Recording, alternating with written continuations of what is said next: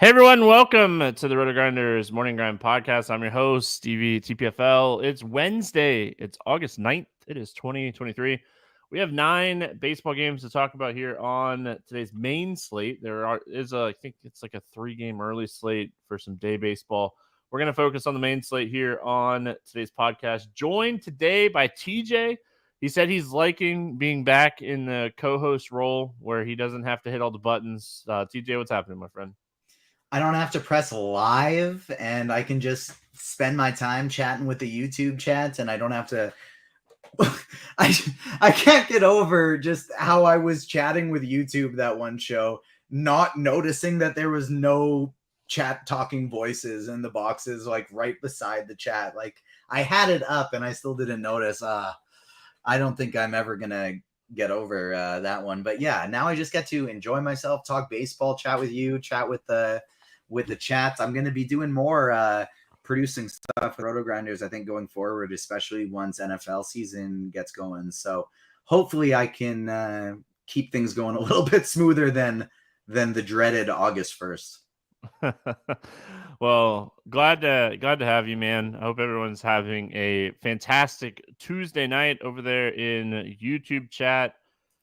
Interesting slate, I think, is the best way to put Tuesday night. I mean, nail my pitchers. I got some home runs. A lot of Cubs, a lot of Brewers, a lot of Dodgers. So see how the night kind of ends up.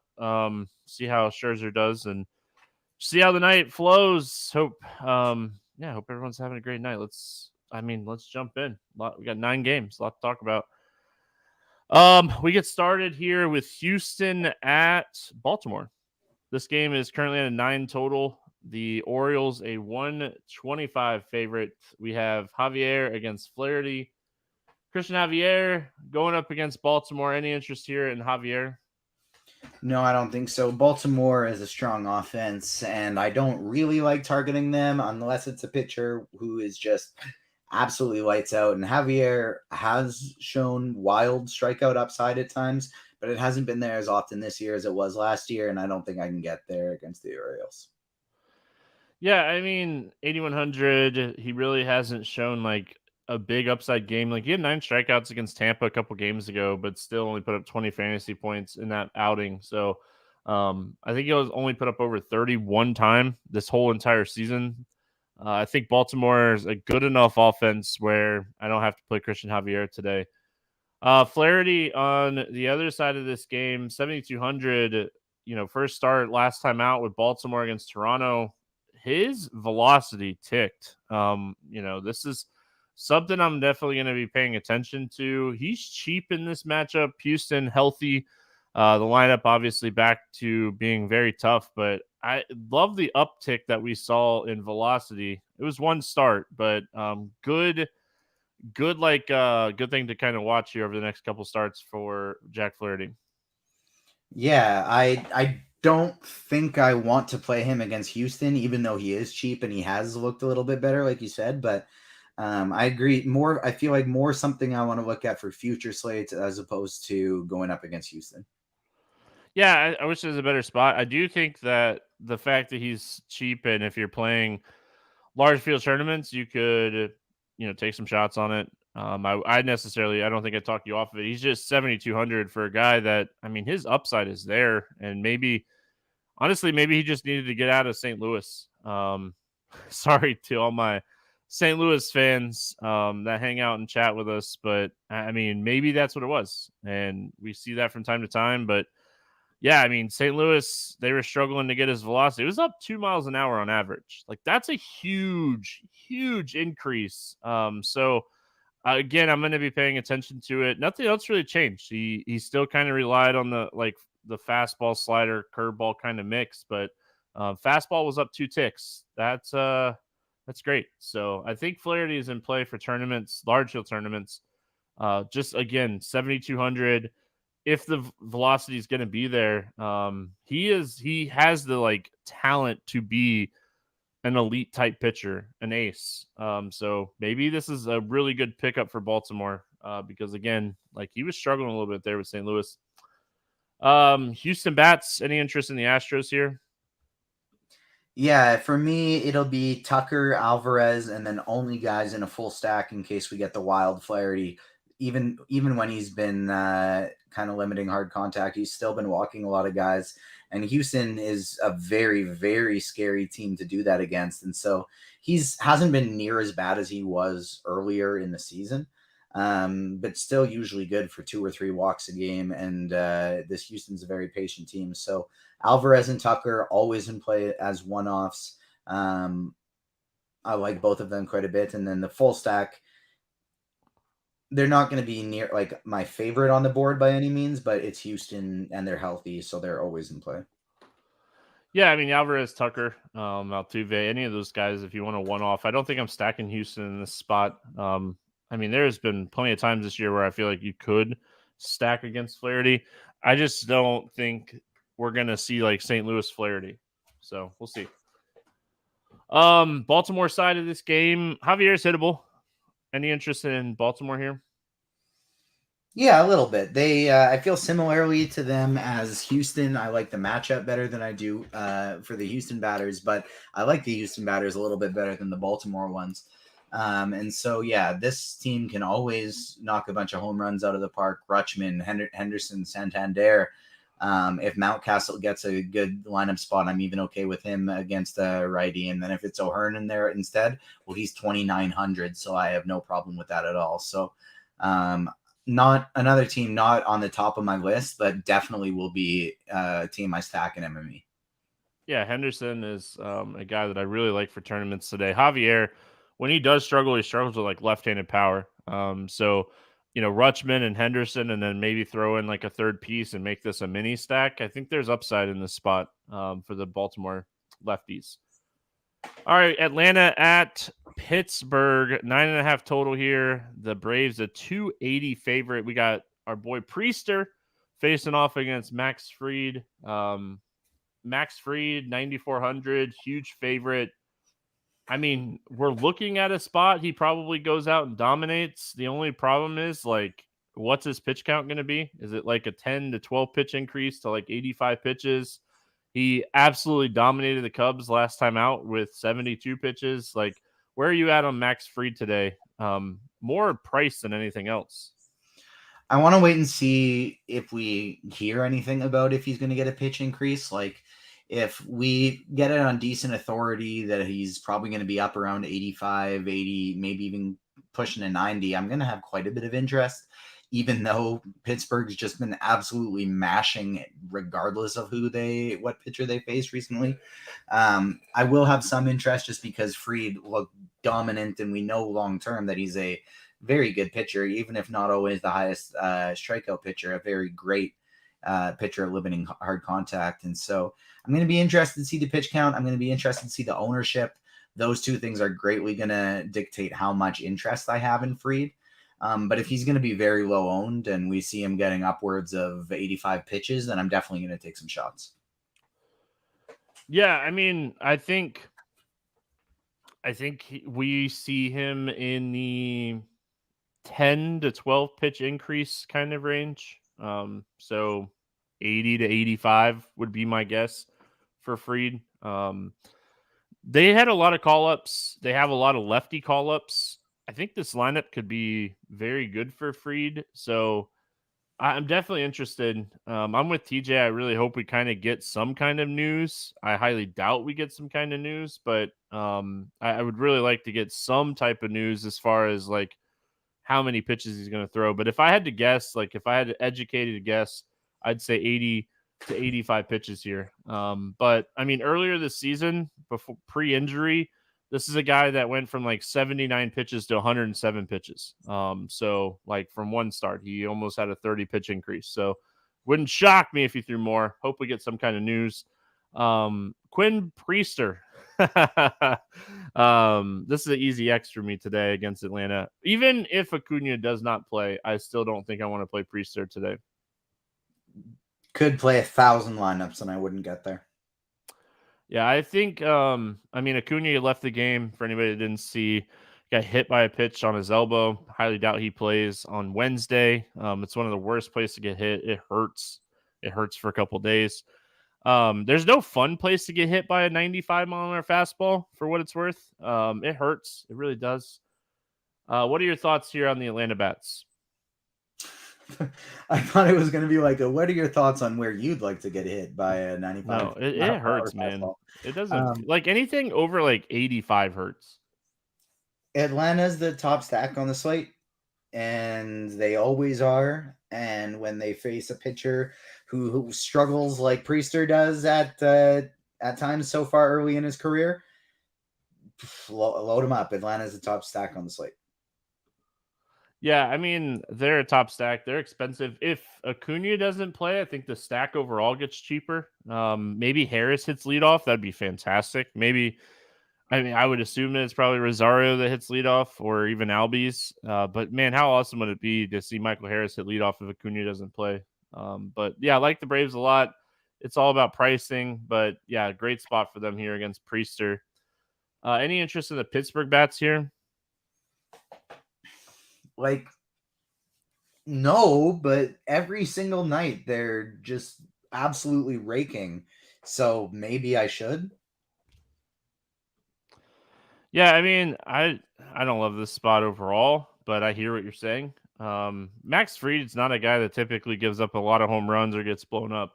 And the other thing that you're like in the back of your mind, you're like, Atlanta has a top 5 bullpen. So like you're getting a good ground ball, doesn't get blown up pitcher, and then you're getting a good bullpen behind him if the game's close. So I think the extreme would be like Fried struggles at Pittsburgh goes off and you get the bad end of the bullpen on the third day.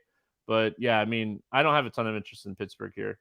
Respect this pitcher and the staff very much. I can't imagine wanting to go there at all, but it's like if say you're making a lineup that's Gaussman and Otani together, and you just are looking at this Pittsburgh team and realize like, wow, I can get somebody under 3K at every single position. I understand it, but I don't really want to. You know why they're 3K. Yeah. All right. Kansas City at Boston. 10.5 total in this game. The Red Sox a 275 favorite. We got Pivetta and Lyles facing off against each other. I mean, my Sox have been somewhat disappointing here. Singer pitched really well against them. Was it Reagan's pitched well against them on Monday? If Jordan Lyles beats the Red Sox, I might be a little worried. Any interest here in Lyles? I played Reagan's on Monday. I played Singer on Tuesday. I don't think I can play Jordan Lyles on Wednesday. It's not going to happen. Yeah, easy pass for me. I'm out. Pivetta, I love Pivetta in this spot. I am a little concerned about like how deep he'll pitch. But yeah, I mean, this is a spot where Pivetta is a guy that has plenty of strikeout ability. Kansas City is, I mean, they've been hitting the ball really well over the last week and a half, 2 weeks, but I love the strikeout ceiling in this matchup for Pivetta under 8K. Yeah, he's one of my favorite pitchers on the slate. I think at worst, like top 3, he's probably would be like my cash game SP2 type of thing, and he's going to be one of my favorite tournament pitchers as well. Yeah, I mean, again, like I know Kansas City's been a little bit better here recently. I know Cutter Crawford did not do well against them last night or tonight, if whenever you listen to the podcast. But Pivetta is a guy that gives up home runs, and I hate it. But I mean, this is a guy that could give up a couple home runs and still strike out like 8-9 guys here at 7,800. So I'm going to attack the ceiling of his strikeout ability here, sitting around like a 29% K rate this season. And if we look at over the last month, 36% K rate, his strikeout stuff has been fantastic. So love the strikeout ability here. This is one of those rare instances where, like, I say rare, but I'll be playing some Pivetta, but I also think I'll play some Kansas City today. Pivetta is a guy that gives up some home runs. They're cheap outside of Witt. What are your thoughts here on the Royals? Yeah, I think that's a good call. They're nice and cheap. They've been hitting the ball really well recently, and they're getting a massive park upgrade going from Kansas City to Boston. So I think the stack is absolutely in play. I'm going to be looking to get both sides of those in tournaments. All right. Any interest in the Red Sox here?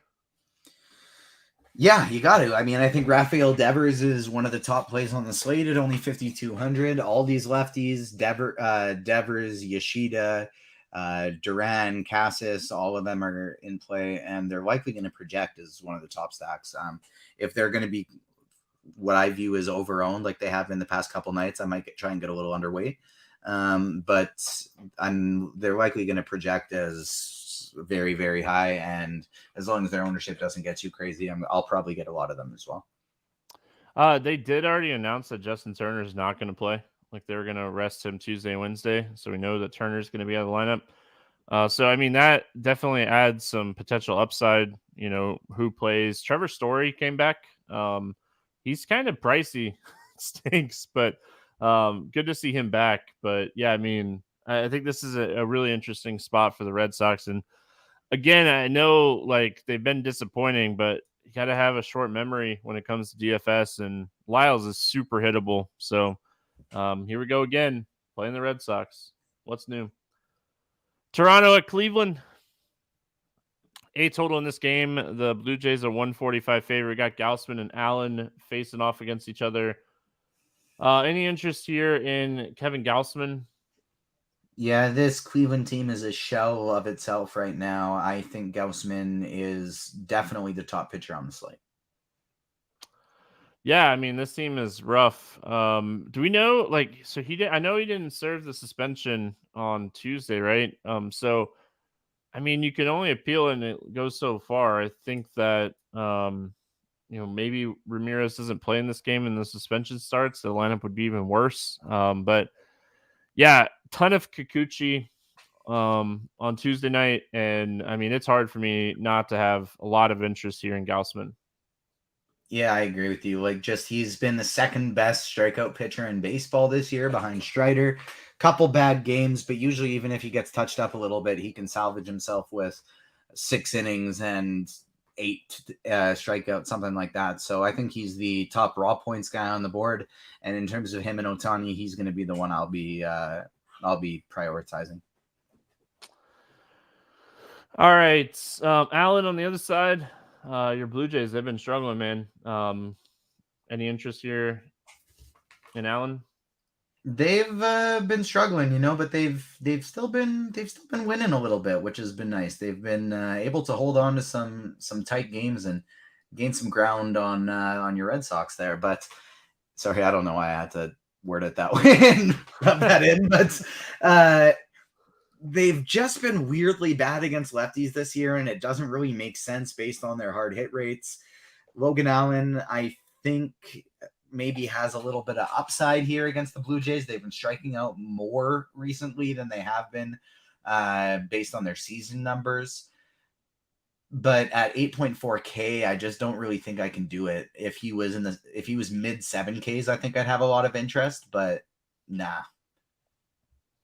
Yeah, I mean, I talked about Bybee on this podcast yesterday and said that I thought he'd be low owned. He was like 4% owned in most of the 3-entry max stuff that I play, and I think he had like 27. He had a really good game. So I just don't think this is the same type of spot. I do think that like Allen has some upside in this spot, but I don't think he has as much upside as like a righty that dominates or a righty that is above average against righties facing this lineup. So I think there's enough pitching on the slate. 3-entry max guy. I probably don't get to Allen today. Not to say that I'm like stacking Toronto either. What are your thoughts on the Blue Jays bats here? Be a lot more interested in a mini stack than a full stack here, I think. I mean, Logan Allen can get a little wild at sometimes, but it's mostly just home run hunting, I think, in this spot. He's not like his ISO is that crazy to righties, but he's getting hit hard almost 50% of the time. And so Vlad, Merrifield, I think are in play, and even DeJong if you need to save some salary. But I think Danny Jansen will be one of my favorite one-offs on the slate. I was going to mention Jansen as well. I hope he catches because a lot of interest in Jansen if he catches here. He's 3,500, kind of in that mid-tier catcher position. So I really hope that he starts and plays in this one. A lot of interest in him. It's weird how like I don't really have any interest in a Blue Jays full stack outside of MME, but I think Danny Jansen would be my favorite catcher on the slate. Now, my question, again, I've been very out of tune, and everybody that listened to the podcast yesterday and Monday. Will DeJong move up in the lineup, do you think, against the lefty, or do you think he is going to be hitting ninth most days? He hasn't moved up yet.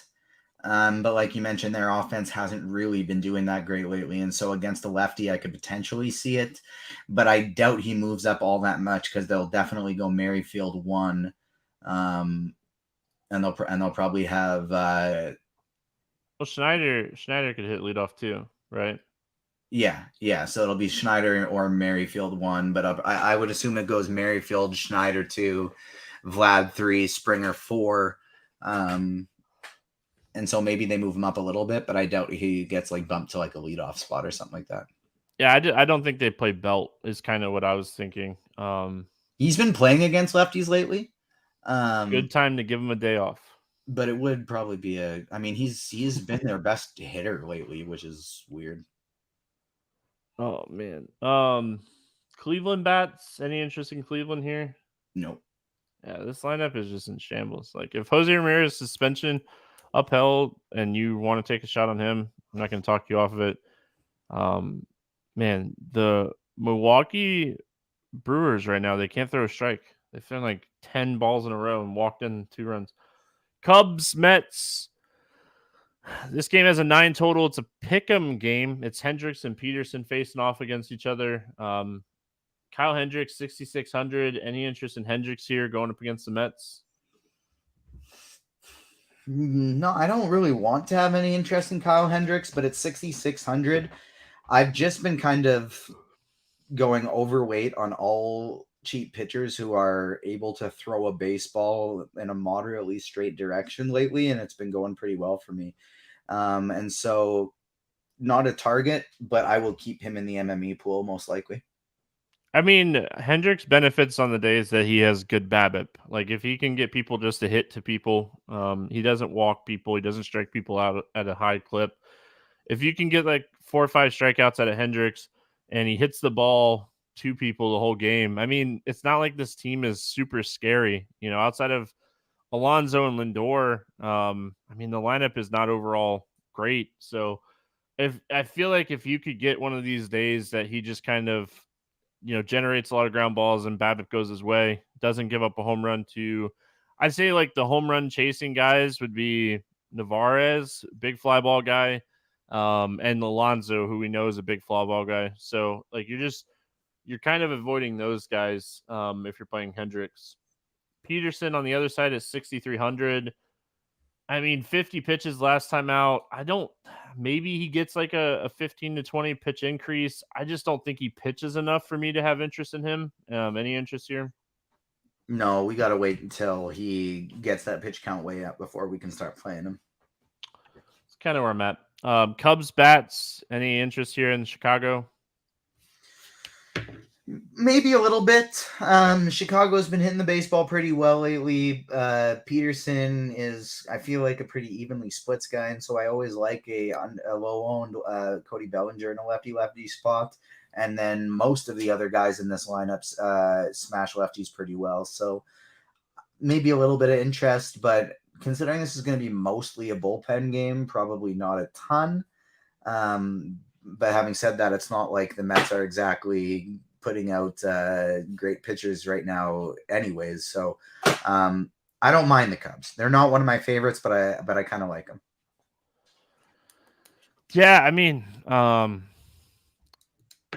I don't expect Peterson to go too deep. They do have lefties and righties waiting in the bullpen. I mean, Horner, I think, is okay. Swanson, Candelario has actually been someone that has done really well here since moving over. And Bellinger hits lefty well.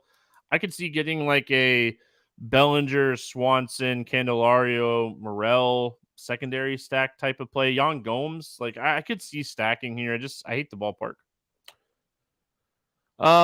Any interest in the Mets bats here? Not a lot. I feel similarly to the Mets as I do about the Cubs. Actually, that's not true. I like the Cubs a lot more than I like the Mets. The Mets I don't really like at all as a full stack. But as a mini stack, I'm game for. I'll always play Alvarez. Nimmo's had a good year. I'll always play Lindor. And Pete Alonso has just been one of the hottest pitchers and all the hottest hitters in all of baseball. And so I think he is a phenomenal one-off. Will in chat says he is a Freeman home run away from a 15K home run parlay, I think is what it looks like. So I'm rooting for you to get a Freeman homer. Let's get it done. All right. Heading to the other New York team, Yankees, White Sox, facing off against each other. It sounds like Severino is going to pitch. Sounds like he's going to pitch. I mean, there's still like a lot of things. I mean, there's no total out for this game, so it might not be Severino. So we'll kind of have to see. And then Clevenger is pitching for the White Sox here.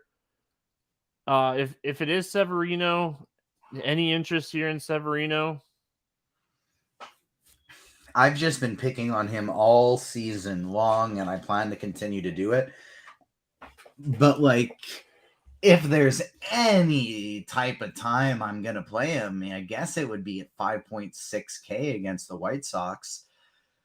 I don't want to, but if the White Sox are chalk, I will play some Severino. If Severino is chalk because he's 5.6K and projection systems are giving him a good projection because of his past stats and people are getting to him, then no, I will not play him, and the White Sox will be my highest owned stack. Yeah, I have a lot of interest in the White Sox today, so I don't really have a ton of interest here. Any interest in Clevenger on the other side? No, I don't think so. Maybe in MME, I would consider including him in the pool, but I don't want to.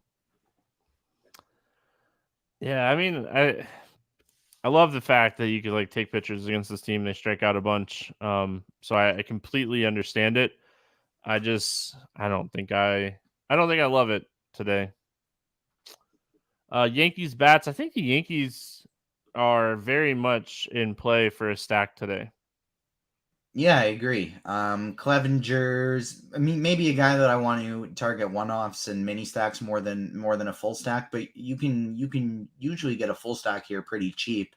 Get you some McKinney, some Bowers to go alongside Judge and Torres and the other expensive bats you want. So I think I like a mini stack better, but I don't mind the full stack.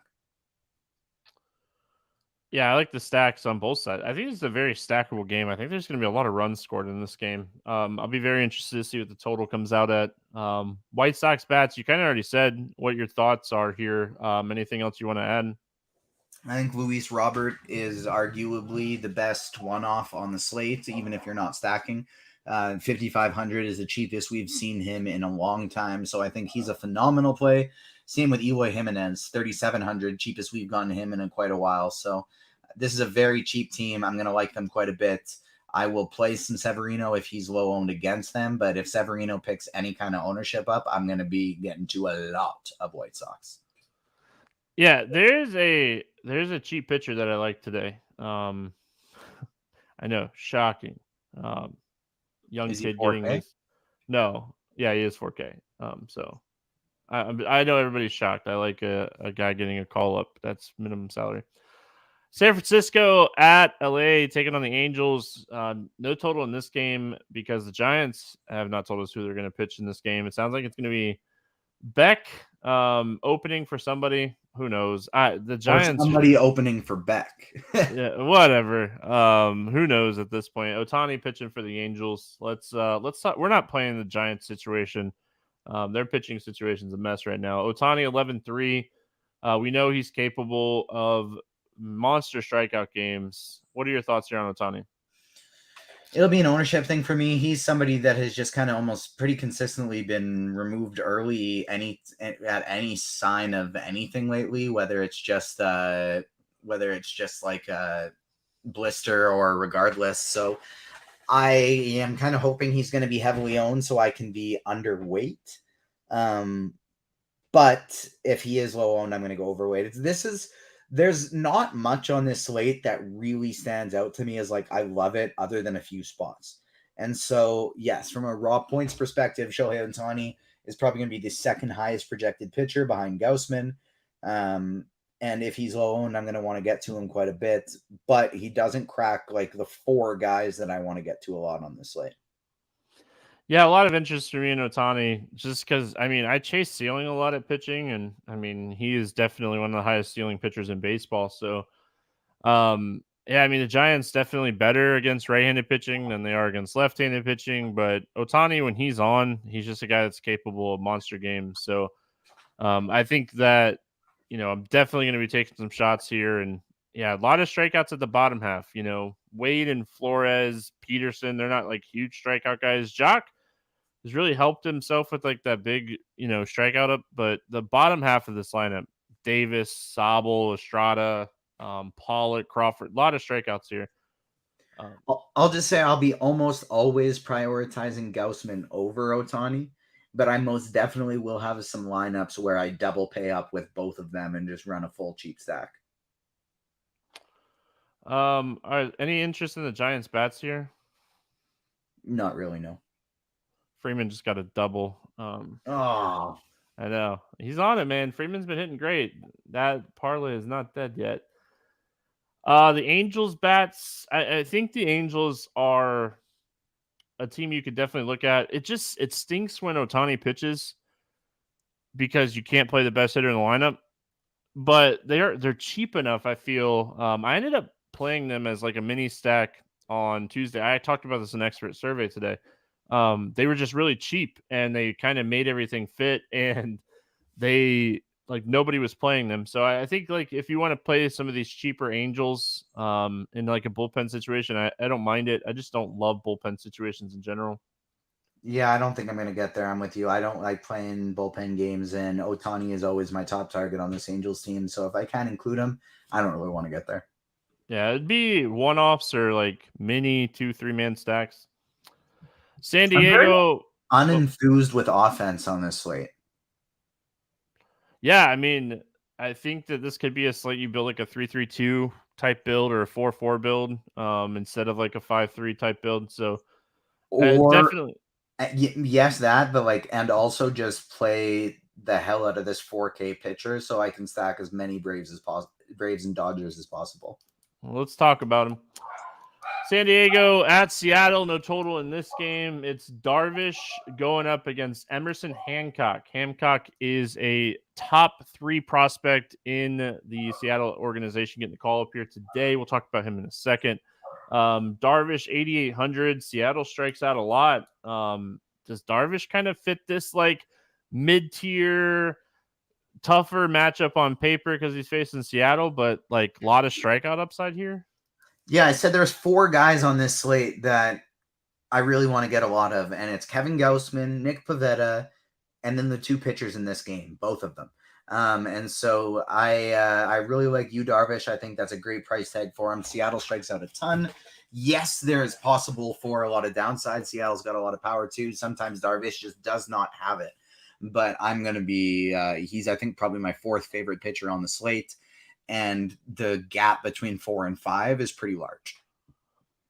Yeah, I like Darvish a lot. I think this is a great spot for him. I'd be very interested to see what his like projected ownership looks like throughout the day on Wednesday. All right, let's talk about the rookie. Hey, your prospects. What do you got here? I don't know my prospects. You're setting me up for absolute failure. Oh, I'm sorry. I was just messing with you. No, I mean 4K and pitch count over 70, and I'm gonna play them in a ton of lineups regardless of who they are. So the fact that he's a strong prospect, here's how I'm gonna run things. I will likely play 150 lineups. Maybe not, because I actually have a busy Wednesday and I traded my show to Cheese so that I didn't have to do it. But in theory, I would like to play 150 lineups. I will probably have Hancock in 70% of them. And then I will likely have Padres full stacks in the other 30% of my lineups. Yeah, I mean, so all right, Emerson Hancock is, I mean, there's a lot of things that I read about him where like they said his stuff in 2020 in the draft was like some of the best stuff that we had saw. dealt with some injuries in 2021 and 2022. Really kind of getting like his full first season this year. He has been pitching great in Double-A. It's Double-A. This is a huge jump. Brian Wu, they're giving him like a skip in rotation, so I don't expect Emerson Hancock to stay up with the big league club. This might be like a one and done situation. Everything I've read for him is he should be in the majors next year. So yeah, big fastball, 94 to 96. And his biggest thing here is a slider. His slider is above average. And anytime you have an above average slider, you start to look through the data. And I mean, everything I've read about him is this is a spot he could do really well. And we'll have to kind of see how it plays out. But I mean, you look at some of the numbers against sliders, this might be a spot he pitches 15 to 20 fantasy points. I think I'd be happy with that at 4K. Big time. Yeah. I will absolutely stack against him just because it's his first major league start. Yeah. And it's the Padres. Yeah, exactly. And so I'm gonna have just an absolute ton of both sides of this. Yeah. I mean, that's kind of my thought process. Like a 3-entry max, I might have Hancock on one and a Padres stack on another. So I would probably do 2 Hancocks, 1 Padres. Yep. Love this like upside at 4K. 2 Hancocks, 1 I mean, the Padres, again, like we just kind of talked about it, right? I think we mentioned the price for Hancock making him very playable. And if you're playing him some, you should definitely have some San Diego exposure. Yeah, 100%. I don't really have anything to add. It's San Diego. They got a ton of great bats. So stack them up against the cheap guy and then play the cheap guy against them. I mean, a few years ago, 4 or 5, 6 years ago, making the move from Double-A to majors made like tape and stuff a little bit tougher, but I mean, not nowadays. Seattle bats against Darvish. I mean, there's upside. Like, there's power. Riley, Julio Rodriguez, Teoscar Hernandez. Like, there's upside in this lineup. I like the Darvish side way more than I like the Seattle side. I like the Darvish side a lot more as well. Seattle's just one of those teams that they can go off against anybody, and Darvish is one of those guys that he can just randomly be terrible. So if you're playing a lot of lineups, I'd say absolutely do not X out Seattle. Seattle's 100% the team that you want to keep in your MME pool. But in like a 3-entry, single entry, I probably wouldn't get there. Dodgers, Diamondbacks, 9 total. Dodgers a 130 favorite. We have Miller facing Kelly here. Miller, 8,200. Any interest here in Bobby Miller? Yeah, a little bit. He doesn't crack my top 4, but I really like Bobby Miller just in general. The matchup sucks. I don't like playing pitchers against Arizona really ever, and so that's why he's just an MME leftover for me. But he would make the pool in that setting. Yeah, I don't. On a 3-entry max, I don't think I get there. He's been struggling. They've been very fast to get him out of games when he is struggling. And Arizona is a good team overall. So no real interest for me here. And then Merrill Kelly, again, I'll keep saying it. I think the Dodgers are one of the toughest teams in baseball to face as a right-handed pitcher. So I'm not taking Kelly in this spot. And I do hope like the hamstring thing with JD Martinez isn't anything serious. Just as a JD Martinez fan, I just hope that like he can stay healthy. Yeah, I played, I think 70% Kelly the other night against Minnesota. Chief and I on the morning grind were just oohing and awing over how much we love Merrill Kelly against Minnesota, but I will play 0% against the Dodgers. Way different matchups. way different matchups. All right. Moving on. Bats. Any interest here in the Dodgers bats? Yeah, I do. I think pardon me. I think they're one of my favorite stacks on the slate. They're not gonna stack up to me as high as as Atlanta. But I would say they probably kind of fall in the same tier as maybe like the Cubs for me today. I think they're probably my 3rd favorite stack behind San Diego and Atlanta. Yeah, I mean, I think the Dodgers are always a top stack on any slate. Hopefully they are lower owned, because they do have so much upside on any given slate. So I definitely don't mind taking some shots here on the Dodgers. Any interest in the Arizona bats? A little bit, but just kind of as like an MME stack. They're following the same bucket as like Houston, Baltimore, Boston, the Cubs, the Yankees. That's kind of where I'm at today. They're not quite as high as the White Sox, the Dodgers, the Padres, and Atlanta, but they kind of go in that next group. All right, YouTube chat. Does anybody want to give me a score update on the Florida Tennessee Little League World Series game? My TV turned off. It was 3-1 Tennessee. The team from Florida in the Little League World Series is the town that's like 15 minutes from my house. All right, morning grind game, and then we will get out of here. I didn't really say it, but I do think Arizona is a great tournament stack today. Miller is a guy that has been struggling a little bit, and I could see Arizona is so talented. Under 8K to get 6 or more strikeouts. Who do you got today? Let's go with Pivetta. Yeah, I like that. That was the top of my list as well today. I'm going to go with the uptick in velocity and go Flaherty. Over 8K to score under 15. Who's your bust at the top today? Let's go Merrill Kelly. Yeah, I'm with you on that one. I think that this is a tough spot for Kelly. I'm going to go Miller. I'm going to stay in that same game. I think this is a tough spot for Miller as well. Over 4K to hit a home run. Bounce back for me. Bellinger went yard on Tuesday. Who do you got for home run? He was today? a Spidey bomb too. Nice. Great minds think alike. I'm going to go Luis Robert. Like that one. I think that's a great call. I'm going to go Gunnar Henderson against Javier. Under 4K to get 2 hits. Who's a cheap bat that you like today? I'm going to go Danny Jansen, my guy. He's going to get 2 home runs. I like it. I'm going to stay in the same game and go Schneider at 3,100. He should hit leadoff or second, I hope, today. Stack to score 6 or more runs. Who's getting the job done today?